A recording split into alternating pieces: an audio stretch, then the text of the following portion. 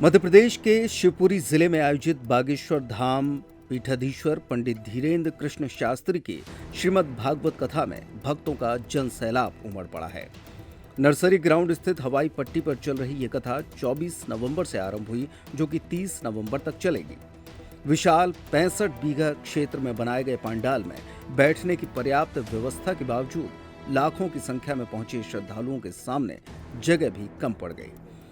कथा के दौरान चंबल क्षेत्र के हर गांव, कस्बे और शहर से वाहनों, टू व्हीलर, कार, ट्रैक्टर और रिक्शा के काफिलों के साथ साथ पैदल चलने वाले हजारों लोग कथा शुरू होने से 4 घंटे पहले ही पंडाल में पहुंचने लगे। पंडाल पूरा भरने के बाद भी अनेक भक्त बाहर बैठकर एलईडी स्क्रीन के माध्यम से कथा सुन रहे हैं।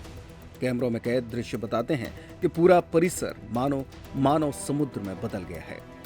कार्यक्रम के तहत 2 दिवसीय दिव्य दरबार का आयोजन भी किया जा रहा है। पहला दिव्य दरबार 27 नवंबर को बड़ी धूमधाम से संपन्न हुआ, जबकि दूसरा दिव्य दरबार 30 नवंबर को आयोजित किया जाएगा। कथा में क्षेत्र के अनेक मंदिरों के साधु संत, विभिन्न समाज के लोग, जनप्रतिनिधि, राजा महाराजा तथा चंबल क्षेत्र की प्रख्यात हस्तियां लगातार पहुंच रही हैं। कथा क्षेत्र में अनेक मंदिरों के साधु संत, विभिन्न समाज के लोग, जनप्रतिनिधि तथा चंबल क्षेत्र की प्रख्यात हस्तियां लगातार पहुंच रही हैं। अब तक क्षेत्रीय सांसद और केंद्रीय मंत्री ज्योतिरादित्य सिंधिया सहित कई बड़े नेता कथा सुन चुके हैं। गौरतलब है कि शिवपुरी में ये दूसरी कथा है। इससे पूर्व गत वर्ष करेरा में आयोजित कथा में भी भारी जनसमूह उमड़ा था, मगर इस बार श्रद्धालुओं की संख्या इतिहास रच रही है। आयोजकों के अनुसार ये आयोजन शिवपुरी जिले का अब तक का सबसे बड़ा कार्यक्रम माना जा रहा है।